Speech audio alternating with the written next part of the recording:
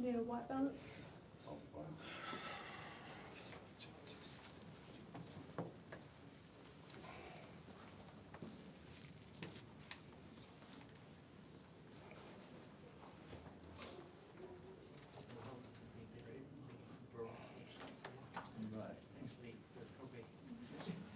Time to read everything. I would be lying if I said I had, but I'm trying to read as much as I can in the last 5 minutes. Is anyone live now? I'll stop. It may not be on the website. I'll stop gossiping. Yeah, it isn't live.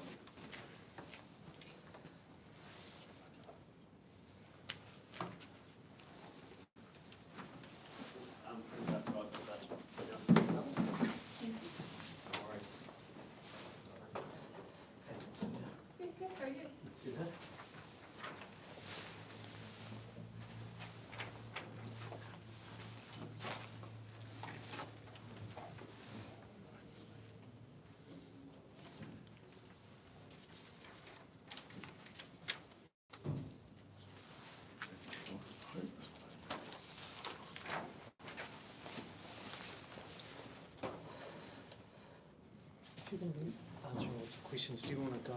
Yep, that's fine. Because otherwise the camera's going to. Oh, of course. You know what I mean? Yeah, absolutely. You guys just want to. Either. Doesn't. I'm not fussed, but. Yeah, you got left on it, didn't you? Sorry? You got the left, And we, you got the press release? Oh, no, yeah, no, Yeah, sorry. Yeah, hang on. Hi. Right.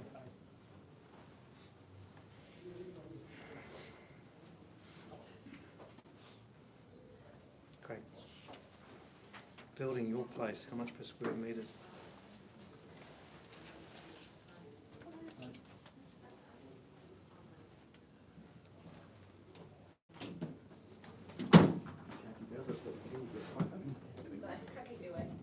Not 30,000? how you guys doing? Yeah.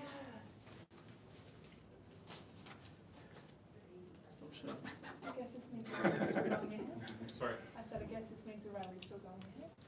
Depending on the facts. Is that streaming? Oh, hey, Chris, how are you? Hey, good mate. Have you guys got the press release? Yeah. Yeah. Yeah. There's Barely some time of to that. read it. Yeah, but talking about it could be possible to approach 3 billion, and that much needed announcement could be a risk if Yeah. I'll carry on. Yeah, we just got some people just got a briefing. But I haven't seen that.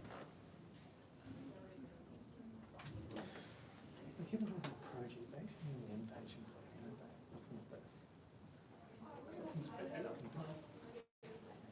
Saw you several times in the live stream yesterday. Oh, sorry, I got told off. Kept yelling at you.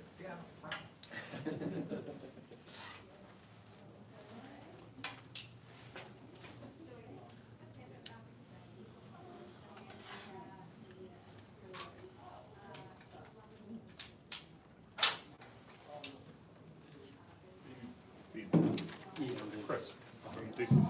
Honestly, Yeah, you can. Oh, Chris, Andrew, Chris. Oh, good. Yeah, good to meet you. How's things? I think I've just sent you an email. Oh. Well, I need to then field response to it. I haven't actually. It's the first one I'm seeing. Yeah, basically, need to go back to the bottom to see what option one and two.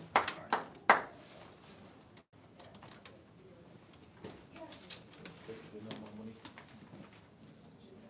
Just looking at option one and two.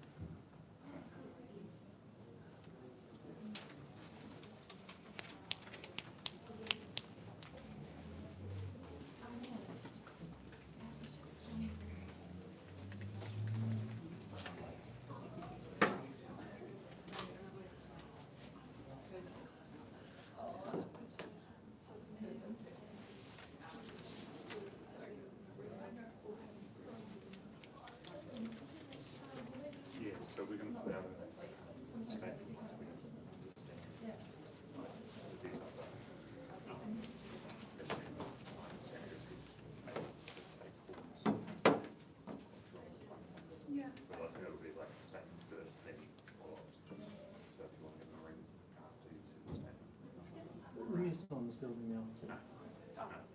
It's part of the briefing room, isn't it? Yeah. He was getting a briefing, but I think briefing will be done now. Should be. Yeah, is it quarter past? Was that at this site? I don't know. I just know it's in this. What's the forecast for Saturday? Not too bad. It's looking like a little bit of rain to start off with. Forecast is for a bigger crowd than Wednesday. Ah. Yes. People, yes. I was thinking of rain.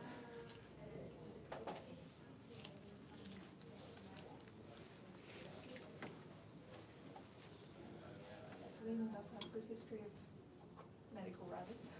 Yeah.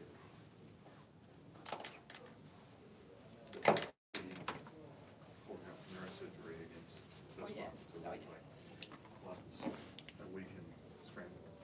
So I think that was back when I was start to kill it. Hang out. But this will help.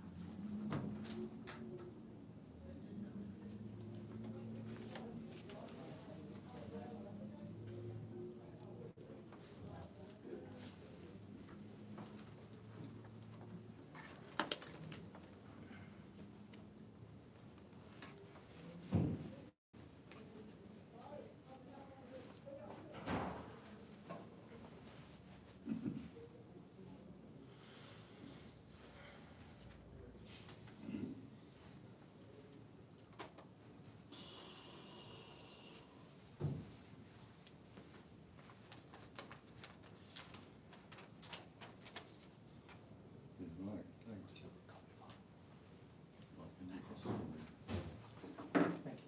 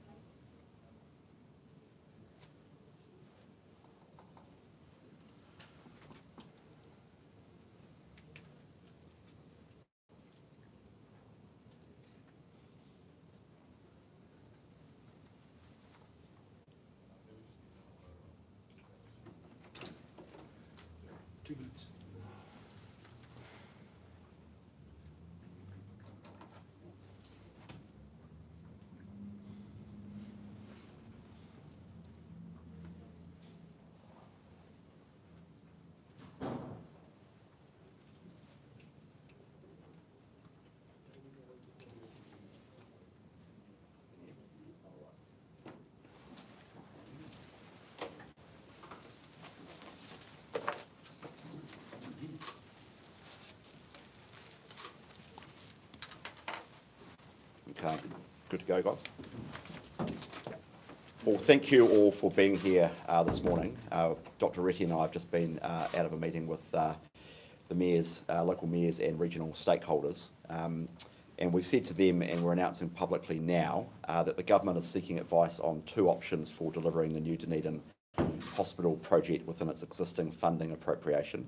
The government remains committed to ensuring the people of Dunedin and the region get the modern, fit-for-purpose medical facilities that they need. But at the same time, we are concerned that much-needed upgrades to other regional hospitals could be at risk if budget blowouts at the new Dunedin Hospital project aren't addressed. To run you through the numbers, because I think we need transparency and clarity around that, The new Dunedin Hospital project had approved funding of $1.59 billion under the previous government. In March this year, under the new government, Cabinet agreed to authorise a further $290 million in capital funding due to cost pressures. The current appropriation for the hospital, the new Dunedin Hospital project, is therefore $1.88 billion. However, we now know that the new Dunedin Hospital project, as it's currently designed, can't be delivered within that $1.88 billion funding envelope. We've recently received pricing in relation to the cost of delivery that has come in several $100 million over the existing appropriation, and no account has been taken so far of around $400 million worth of costs for things like a pathology lab, refurbishment of the existing site, and car parking. So we now know we cannot deliver the new hospital project for that $1.88 billion, and it is definitely true to say that the cost of the new Dunedin Hospital could approach $3 billion. That would make it one of the most expensive hospitals ever built in the Southern Hemisphere. By way of comparison, the 2017 cost estimate was $1.2 to $1.4 billion. The cost of this project cannot be justified when hospitals around New Zealand are crying out for maintenance, upgrades, and new facilities. And to be blunt, badly needed infrastructure upgrades in Whangarei, Nelson, Hawke's Bay, Palmerston North, and Tauranga may be put at risk if Dunedin continues to go so far over budget. So because of our concerns regarding this project, earlier in the year, Cabinet commissioned a one-off independent review into the project. This was undertaken by independent expert Robert Rust on behalf of the Infrastructure Commission. He is a former Chief Executive of Health Infrastructure New South Wales. Today we're releasing Mr Rust's report and its findings to the public. We're doing that because our view as the people of Dunedin and New Zealand, in fact, need transparency about this problematic project, as do taxpayers. We are here in Dunedin today to release the report, meet with the people of Dunedin and their regional and local representatives, and be as upfront and transparent as we can about the problems that this project has been facing, and to lay out the next steps. The Rust review found, to quote, "The delivery of the new Dunedin Hospital project as currently scoped and planned is probably not achievable within the approved budget, and there remains significant uncertainty as to the cost of the inpatients building." We are releasing that report today because the people of Dunedin and the people of New Zealand deserve transparency about this project. I'm now going to hand over to Dr Reddy to talk about where we go next. Thank you, Minister Bishop, and kia ora koutou, everyone. The uncertainty described in the Rust review is due to several factors that not only impact the project's financial achievability, but also go to the heart of how the new hospital can deliver the health outcomes promised. The Rust review makes it clear that even now, the specifics and scope of the project are still being debated. To make matters worse, insufficient money has been set aside for other associated costs such as pathology laboratory, refurbishment and car parking, which are collectively estimated at an additional $400 million. No business cases had been prepared for any of these additional elements on the project. Compounding our concerns is the fact that recent project pricing came in several $100 million over the $1.88 billion, even without including the pathology lab, refurbishment and car parking. Health New Zealand and Infrastructure Commission advice has made it clear that this project was troubled from the moment the site was selected in 2018. Highlighted issues include the extraordinary cost premiums associated with the land purchase and demolition costs, contaminated ground, piling difficulty, flood level risk, and an extremely constrained construction site flanked on 3 sites by state highways, making it a difficult project for contractors and suppliers and further driving up construction costs. Since the 2017 business case, the cost per square metre to build the hospital has increased by 200% from $10,000 per square metre to $30,000 per square metre. As Minister Bishop said, we just can't justify that. Every dollar over budget that we spend on New Dunedin Hospital is a dollar that we can't spend on many of the other regional hospitals that are crying out for infrastructure upgrades. Ministers have therefore instructed Health New Zealand that the project must be delivered within its current appropriated budget of $1.88 billion and to provide urgent advice on 2 options for delivering it. The first option is revision of the project's specification and scope within the existing structural envelope on the site that is currently being developed. This would include potentially reducing the number of floors, delaying the fit out of some areas until they're needed, and or identifying further services that can be retained on the existing hospital site or in other Health New Zealand buildings within Dunedin, among other possible solutions. The second option is a staged development on the old hospital site, including a new clinical services building and refurbishing the existing ward tower. Officials will deliver advice on these options in the coming weeks in collaboration with the clinical leaders group, local government and the university. Let me close by saying that we're also incredibly frustrated by the challenges in delivering these much needed, modern, fit-for-purpose hospital facilities, just as the people of Dunedin and its surrounding regions are. We remain committed to finding a solution, but we must now take urgent steps to apply the long overdue rigour which all taxpayers would rightly expect. Minister Bishop, myself and Infrastructure Lead Mr Blake Lepper are now happy to take questions. What was the reaction from the councils or the mayors that you met who have been fighting for the hospital to be built to the original standards? I can't speak for them. You'd be best to ask those questions of them directly. So that's over to them to comment. But we wanted to go and meet with them and give them as maximum transparency and honesty as possible, because I think they deserve that and the people they represent deserve that as well. That's why we've come to Dunedin today, and that's why we've been carefully working through over the last few weeks and months exactly what we do next. What we've tried to do is take an evidence-based, objective, data-driven look at this project and think very carefully about it. That's precisely why when we got the request for the $290 million budget upgrade request, we said, hang on a minute, let's do an independent review here. We commissioned the Infrastructure Commission to do that, and Robert Rust has gone and done that. We have been looking at that and thinking about it. In the meantime, the latest cost estimates have come in from the contractor, as we say, several $100 million over that amount already. And so that has prompted us to again do further thinking about it. And so that's why we're here today, and we're just laying out for the public and for the people of Dunedin and the wider region the next steps and being as upfront, as transparent as possible. When did this independent review get commissioned? Because Health Minister, when you were in town only sort of several months ago, you said that it would be built as promised, the election promise. When was this review, and why was your promise, I guess, continued?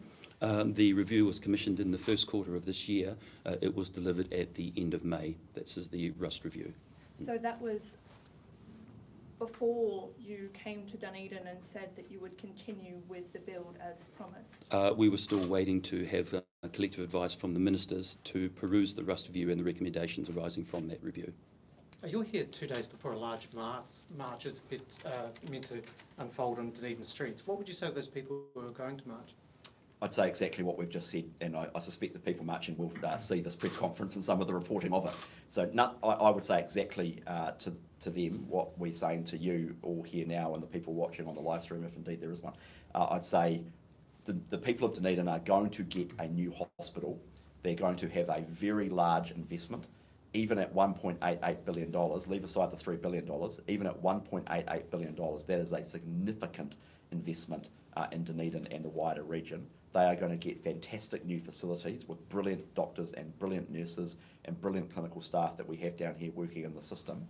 But we can't justify spending up to $3 billion here, because that comes at the cost of potentially in other investments in the wider region, but also other regional hospitals in Nelson, Whangarei, Napier. That is the blunt truth, that there are trade-offs to spending. There is no free magic money tree.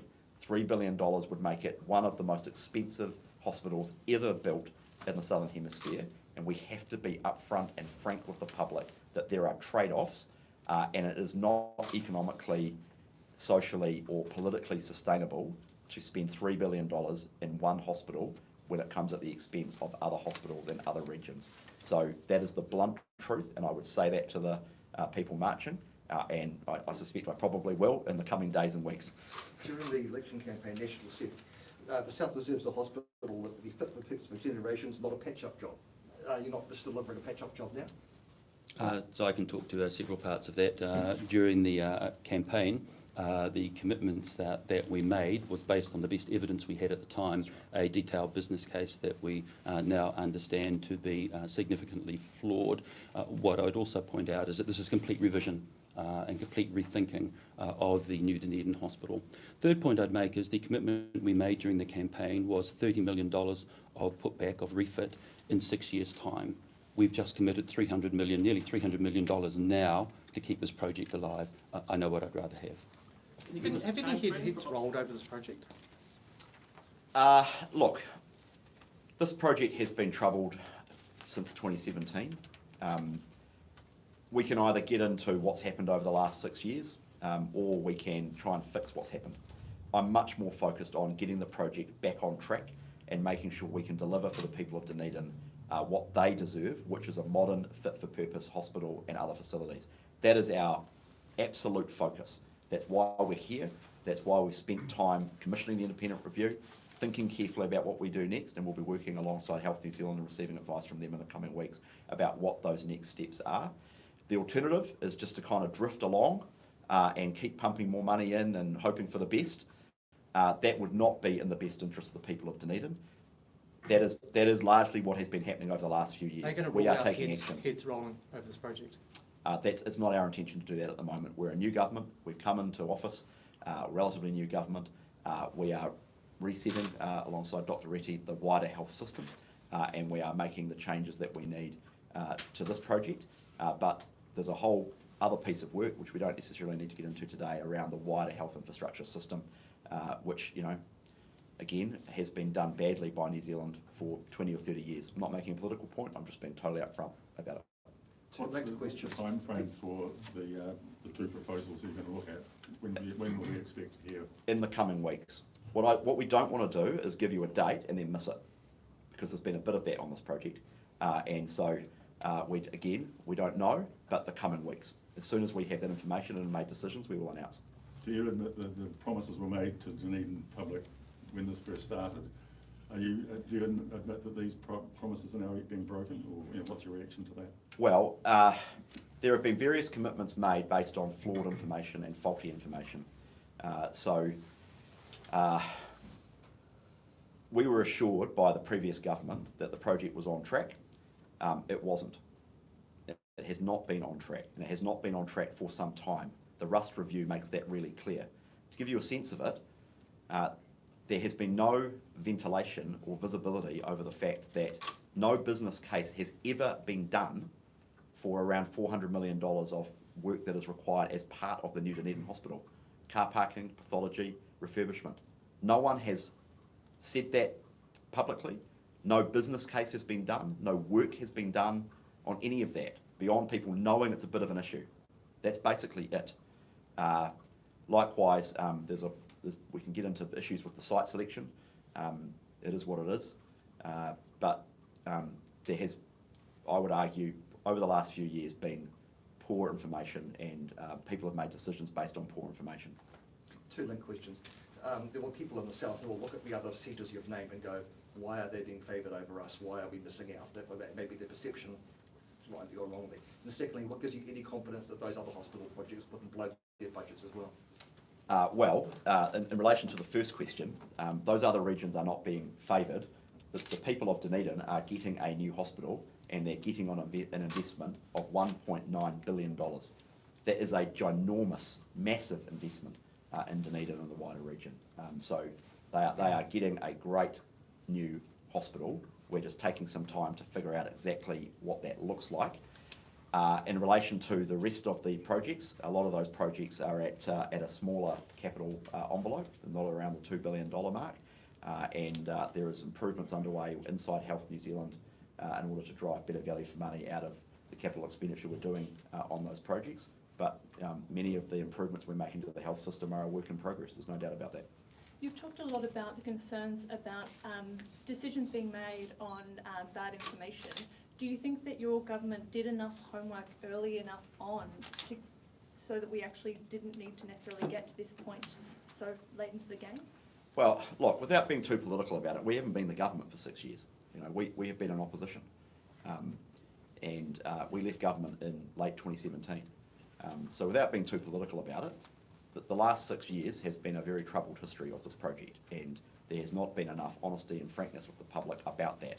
We are now making it clear the troubled nature of this project and issues around the site, which you can read in the Rust Review. Some of the issues around the governance, again, you can read it all in the Rust Review.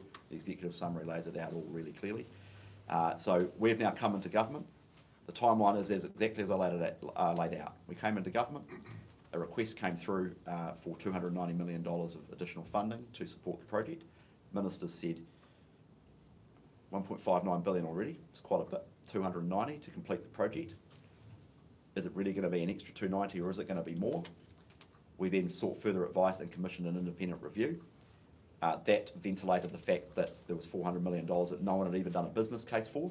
It also ventilated the fact that the project probably couldn't be delivered in the envelope of 1.88 billion.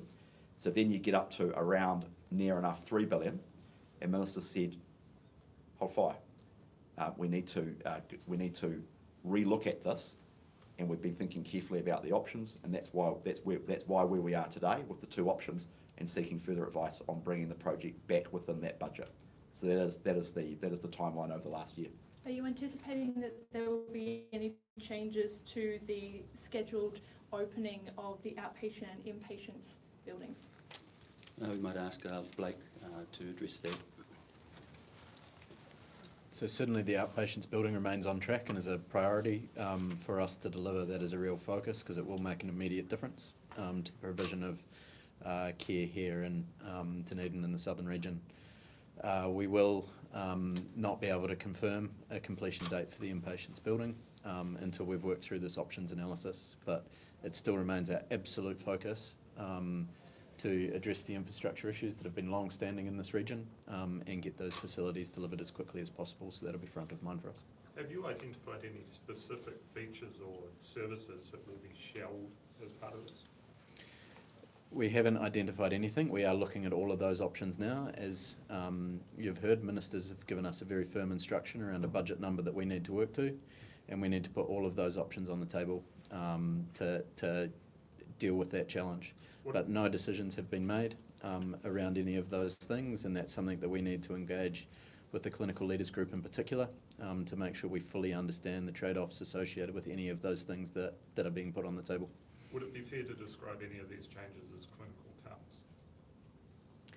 One of the things that we have done in response to these challenges is revise the demand modelling for this region. There have been a lot of changes in demographics and our understanding of different clinical needs in this region. So we have updated that demand modelling as part of this process, and that new demand modelling will be driving our decisions. Those are the levels of service that we need to fund infrastructure to deliver to. So that's going to be front of mind as we work through the options. This hospital also services the Southland and Otago and Waitaki electorates. Have you spoken to those local MPs? Yes, we have. We briefed the relevant mayors of the regions you identified just literally in the last half an hour. Local MPs from government were briefed last night, and local MPs from Dunedin, I think Rachel had a representative at the meeting, but she's stuck in select committee. So all of the local representatives from a mayoral and member of parliament point of view have been briefed. Yeah, and their reaction was? I don't want to speak for them. You'll have to put questions to them, and I'm sure you will. This project's been the subject of 3 election campaigns now. Do you anticipate it'll be an issue next election? Well, that'll be over to other parties. Certainly, from a government point of view, we are trying to do the right thing by the public of Dunedin, but also the wider country, because it's not just about Dunedin, it's also about all of the other regions that the government has to think about. So we will we will do the right thing here. We're making tough decisions and being upfront and transparent with the public. Whether or not it becomes an issue in 2026, that's 2 years away. That's one. You're the infrastructure minister. Is this an example of the short-term thinking that we have in this country? Well, it is true to say, in relation to health infrastructure, as it is the wider infrastructure system, that there are big system level changes we need to make. Proper business casing is important. Likewise, identification of problems as part of that business case. And we need to get out of the mindset of announcing large-scale projects with big numbers attached without having clearly thought through exactly what we're building and why, and going through the proper processes. Again, I'm not making a political point. There's been a bit of that from everyone over the last 20 years or so, and the infrastructure system has suffered as a result of that. And one of the things I'm trying to do as Infrastructure Minister, alongside Nicola Willis as Minister of Finance, is get much better rigour into the structure of the way in which we do capital investment and big infrastructure projects.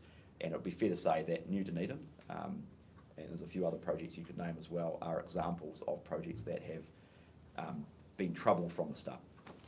Does it mean that there should, for these kinds of projects, be more of a bipartisan approach? You mentioned about how it's been so politicised and it's been like a political football for a number of different election campaigns. Do you think that that should be an approach that's taken for these large-scale infrastructure projects that are needed by residents? Yeah, so one of the things we're doing as a government is we've directed the Infrastructure Commission to set up and develop a 30-year national infrastructure plan that will include health infrastructure alongside school infrastructure and all the other things you'd expect, like ports and highways and public transport projects and things like that. So that we campaigned on doing that, and the aim of that is to develop as bipartisan as you can get led vision for New Zealand's infrastructure needs over the next 30 years. The Infrastructure Commission has started that work. I gave a speech about it a few weeks ago. It's starting with a needs analysis, so it's starting with some quite deep dive research into what we're going to look like in 2050, population-wise, demographically, from a climate resilience point of view, decarbonisation journey. They're going to map out a few scenarios and what the country might need. I have briefed the opposition as part of the development of that plan, and I've encouraged in fact, I've asked the Infrastructure Commission to meet with the opposition regularly as they develop that plan. We're hoping to have that plan published in December 2025, and so health infrastructure will be part of that. It is definitely true to say that we need much greater long-term thinking and much greater pipeline certainty when it comes to infrastructure development in New Zealand. If you talk to the sector, they'll say to you the constant chopping and changing and oscillation of priorities and projects is a big part of the problem. That is actually driving up the cost and driving up planning constraints and just creating an efficiency in the system. So we can do a lot more with a lot less if we get a better system. And we are one of the most inefficient countries in the developed world at converting our spend on infrastructure into actual delivery. In fact, from memory, we're in the bottom 10% of countries for efficiency of spend. And one of the reasons for that is constant chopping and changing, not proper business casing at the start of projects, making it up as you go. As I say, that is all part of why we're trying to reorient the system, and work is underway on that, but it's not going to happen overnight. Dr. Ritty, what did you actually tell the Mayor last week when he met with you? Well, I won't discuss details of conversations that I have with the Mayor, but he certainly conveyed the needs of the people of Dunedin for their expectations around a new Dunedin Hospital, and I would wrap up what I said to him in saying we will build a new hospital for the people of Dunedin. Okay. Thank you very much, everybody. Thank you very much. Happy to take follow-ups later by email or whatever. Appreciate it. Thank you. Thank you.